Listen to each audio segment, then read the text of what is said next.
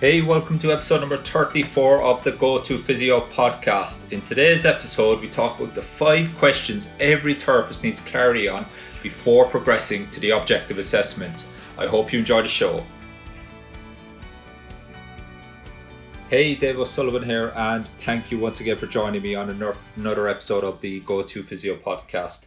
And in today's episode, what I want to talk about is the 5 questions every therapist needs clarity on before progressing to the objective assessment. So this week, I want to get back to clinical. I want to get back to adding clarity on helping therapists look at the body as a whole, make sense of the person in front of them, and then be able to confidently design a treatment plan that's going to make meaningful impacts for that patient without getting overwhelmed. So hopefully you're seeing the other side, seeing a little bit of light at the end of the tunnel now after the testing a few weeks.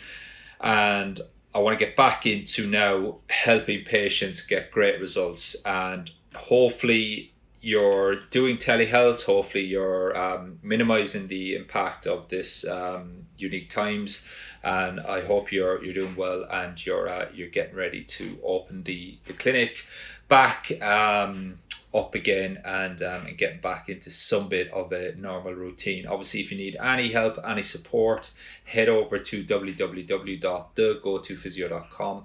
And again, if you haven't seen already, I've just released a special diaphragm and pelvic floor PDF. It's www.thegotophysio.com/diaphragm, diaphragm, and that's a good place to start if you want a little bit more clarity.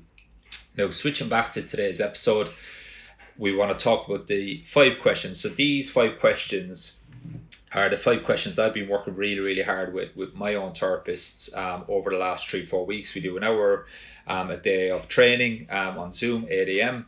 And some of them have been furloughed, and they ask, can we do it a little bit earlier in the day, just so that I can get up and I can get a bit of a routine going. And we've had some great discussions. If anything, I think the this kind of halt to a standstill. I think there's been a lot of positives in terms of the business and getting clarity on the business side of it, and what we needed to do better as a team. Obviously, I appreciate, I'm not saying, for instance, or for example, that there's anything essentially good coming out of obviously the impacts of it. But I think from a business point of view, I said 3-4 weeks ago that I was absolutely determined to come out of this thing the other side a better therapist, a better business owner, and ultimately have a better business. And I think profit loss wise, I think we're going to be probably continuing to make a loss for a month or two, but I've got no doubt that my staff are going to be stronger.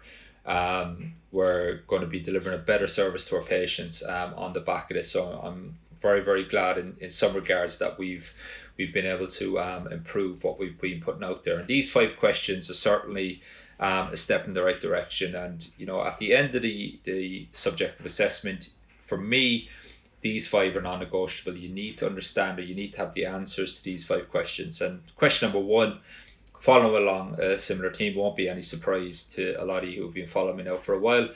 Number 1 is, do you have a clear timeline of injuries that may have caused motor adaptations and or contributed to the next injury or the current pain experience? Okay, so what I mean by that is, if that person has a pain experience now in their knee joint, for instance, is there anything in their previous injury history that may have caused something else in that limb or another limb or the other limb to maybe not do its job, that's maybe causing these areas to maybe do a little bit more work? Okay, so again, a lot of people are going to say, well, is it the chicken or the egg? I'll be honest, it doesn't really matter, because either way, you need to understand this stuff, you need to know this stuff, because you need to address this stuff in the rehab. Okay, and very often, 9 times out of 10, for me, you address this stuff, you make significant changes on the pain experience anyway. You get the person more confident moving. It's a win-win.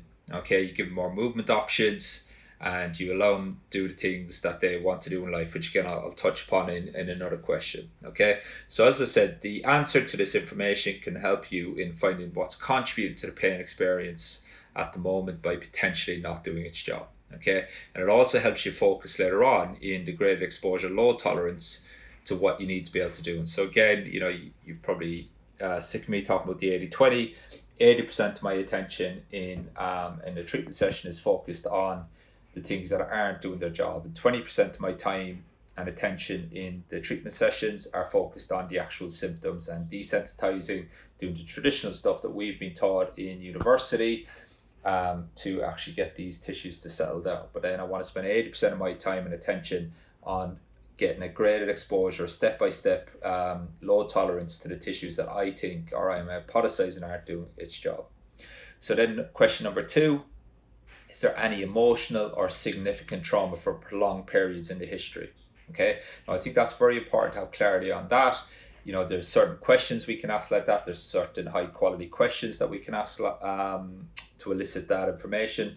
But why we want the answer to that, and we want to know if there is or there isn't, is because that can give us clues. Now, I'm not saying it's going to give us a definitive, but it's going to give us clues into numerous pieces of information, such as the ability of the person to get back into rest and digest.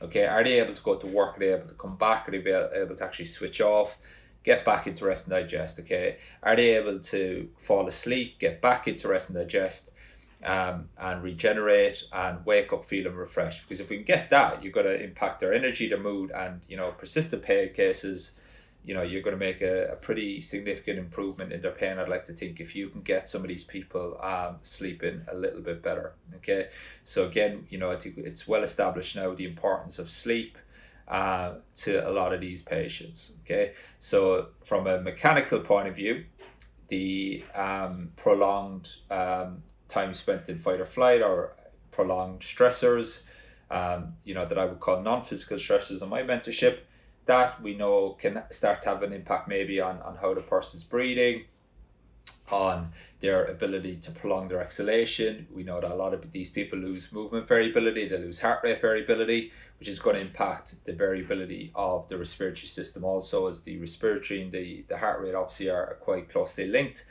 We lose the ability to exhale for prolonged periods, because again, if you think of that anxiety or that that hyperventilation type patient, getting a lot of air in, not getting a whole lot out. Okay, we don't get that air out, we don't lengthen the diaphragm, we don't mobilize the pelvic floor, we don't allow that rib cage to go through a full range of motion, and obviously then we lose that, we're losing movement variability. Okay, so again, it's a very important aspect of my work that I think it's going to give us clues, or some clues that's going to be able to start to put the piece of the puzzle together to get lasting changes for this patient. Because again, I had this example actually with a patient that I was doing telehealth with on Friday. She nearly cancelled her appointment, and we're working on her left hip. She's got some stuff going on at the moment, like some ongoing stuff that when it flares up, there's nothing she can do about it. I haven't asked permission to talk about it on a podcast. She gave me permission to share some of her videos with my mentorship group, but not on a podcast. I'm not going to go into too much detail. But she's got this thing that she's going to have to live with. Flares, hormones up, and she's like, look, I've had a little bit of a reaction, similar time, kind of every month. Should we cancel the appointment? And for me, I was like, well, no, this is the most important time to be doing these rehab sessions, because this is the time, this is the thing that we need to get on top of the most now, to stop you on doing all the good work of the stuff that we've done. So she's making brilliant progress. And then what we've done in the session was we just came up with strategies. We said, right, what's the reactions of the musculoskeletal system to this thing that's been driven, that's nothing to do with your musculoskeletal system, but your musculoskeletal system reacts.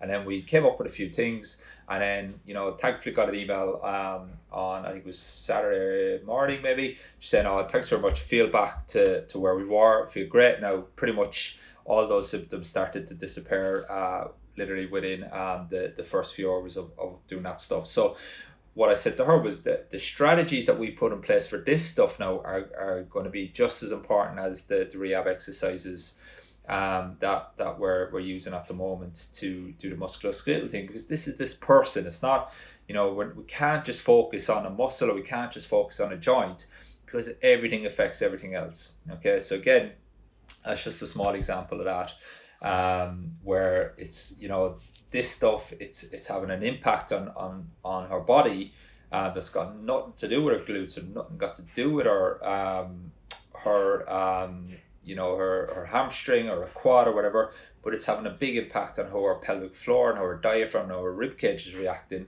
because our organs are between all of those tissues and structures. Okay, so then it goes back to question number 3. Do you know clearly what the patient needs to be able to do and wants to be able to do on a daily basis? Okay, so this is non-negotiable for me. You need to have clarity on that stuff, because that's what's going to focus your attention on the movement activities that this person needs to be able to do and wants to be able to do. Okay, so your objective assessment, you're going to have to, obviously you've got your kind of framework that you're going to follow. I appreciate that, but then you need to be looking at these movements in your objective assessment. You need to know what's not doing its job, or what's maybe is doing too much work, a bit like 1 and 2, to actually bring again further pieces of the puzzle together that we may want to influence. And then most importantly, we need to understand what this person needs to get confidence and self-belief doing again, which is going to form a big part of a rehab program. So rather than just trying to get this person to fit into your favorite exercises, oh, I've got a knee pain patient, everyone does this and this, it's right, what does this person need to be able to do? And then you pick your rehab choices on the back of that, rather than going, knee pain patient, you get this, you get that. Okay, we need to be able to think more as therapists, in my opinion. This Instagram physio is a major issue at the moment. I think it's a new wave of things where it's almost going to be as bad as this kind of hands-on treatment epidemic that seemed to be there years ago. And I really mean that now. I think it's I'm kind of joking about it, but I think it's going to cause a big issue, because I think people now are just learning off these exercises and they're just giving them to patients, and they've got no idea. They don't really understand the exercise. They just saw it looks cool. They felt their muscles working when they did it. They've got no idea of the low tolerance. They've got no idea of how this person cheats when there's a higher level of loading. They've got no idea of the reactions that this exercise, the second order consequences of this exercise can have on a patient. So as I said, I've got no issues with exercise. I think pretty much every movement, every exercise is a good movement if it's used at the right time and for the right purpose, and if it's going to contribute to the overall outcome that the patient wants.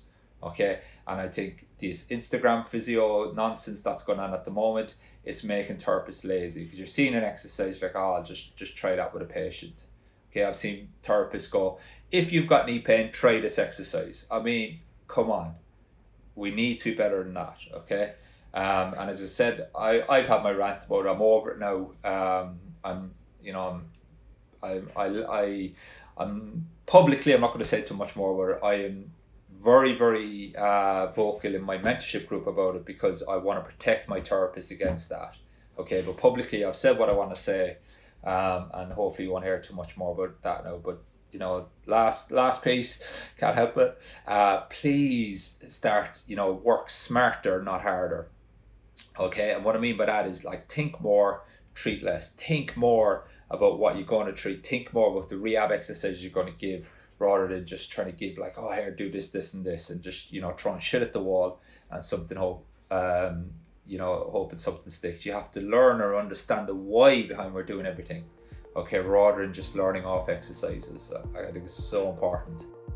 Hey, I hope you're enjoying today's show. For more clinical content and tips to help you implement this content in the real world, please visit Go-To Physio.com for more information, including my 6-step patient adherence checklist, which you can download for free. And also there's more blog content that helps you implement this stuff in the real world. You'll also find links to my YouTube show, the Go-To Physio Show, as well as lots of more information to help you become the go-to therapist, helping real patients get real results in the real world. Have you established a sense of belief? Question number 4. Have you established a sense of belief from the patient that they can get better?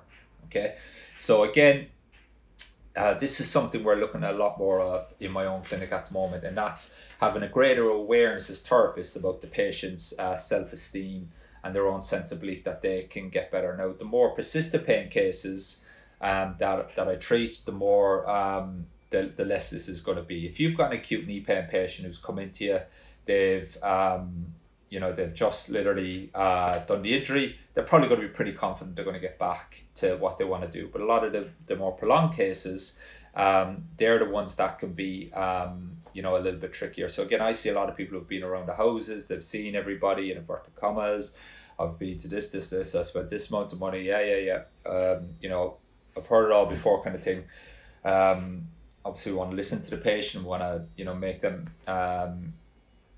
make them feel like we have listened to them. But the big thing here is we want to set expectations, and we want to set those expectations in regards to their self-esteem. So again, I might think that this person, I know the problem, and a lot of that could be from 1 and 2, and nobody else has bothered to look at 1 and 2.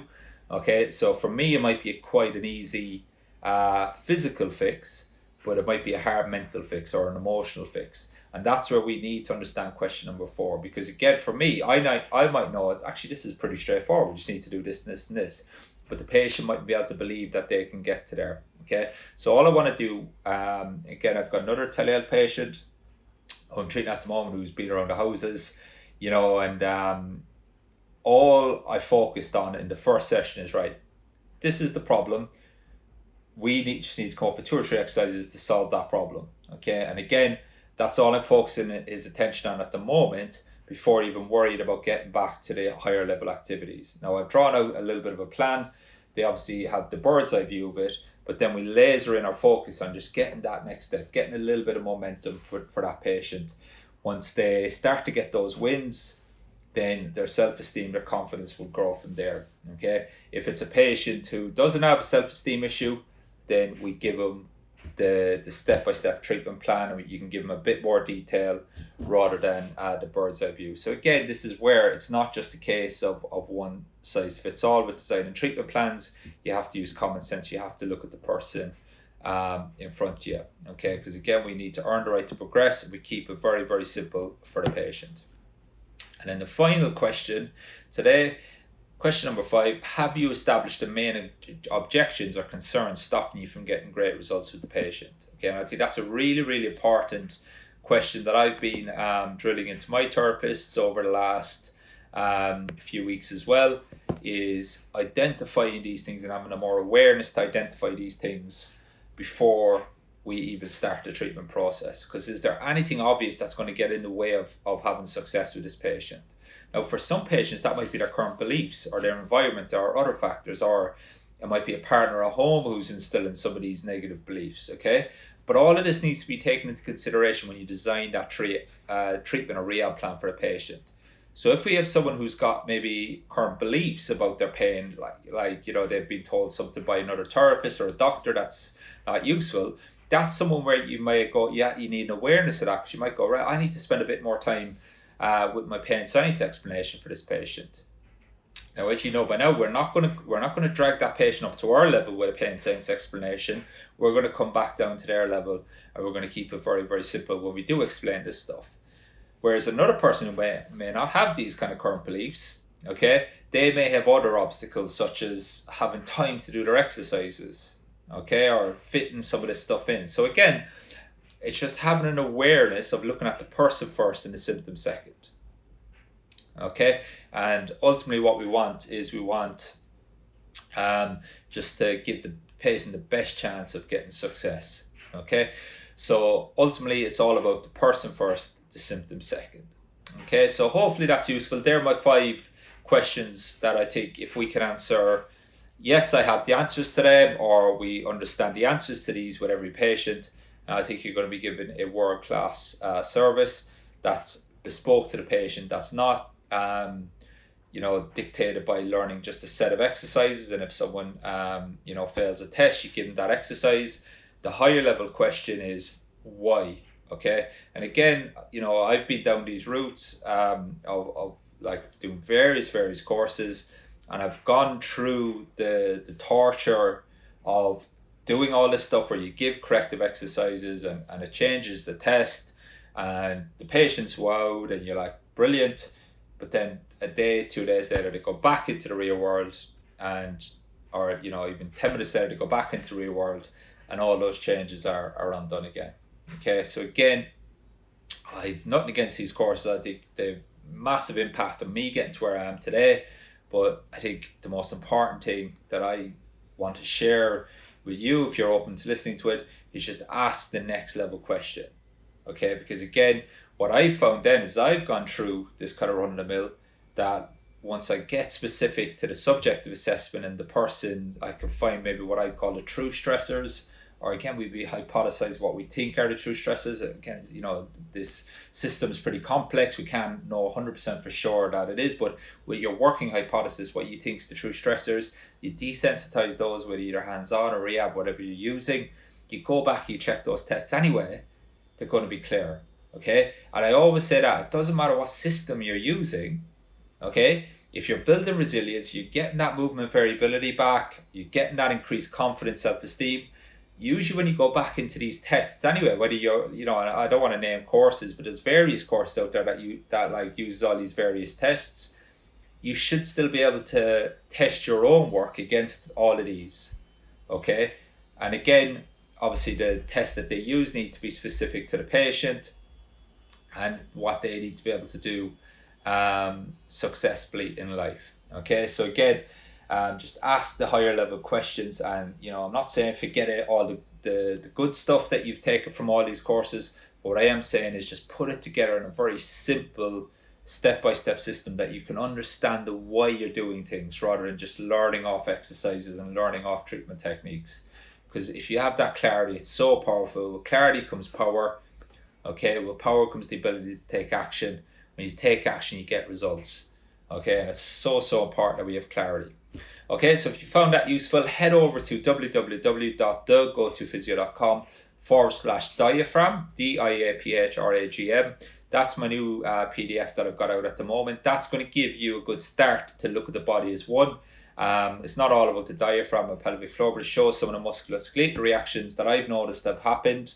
It gives you some research to look into further if you want to have a look at more into that kind of stuff, and hopefully it'll just kind of open your mindset a little bit to this way of looking at the body. As I said before, and I continue to say it, I appreciate that there's more than one way of looking at the body, that this isn't the only way of looking at it, but it's the way that I've been looking at it for 10 years, and it's served me well to date. And as I said, hopefully it can help a few therapists out there who are willing to keep an open mind and take the good bits of it and implement it into their systems as well. So ultimately we can help our patients get lasting results and not just short-term quick fixes.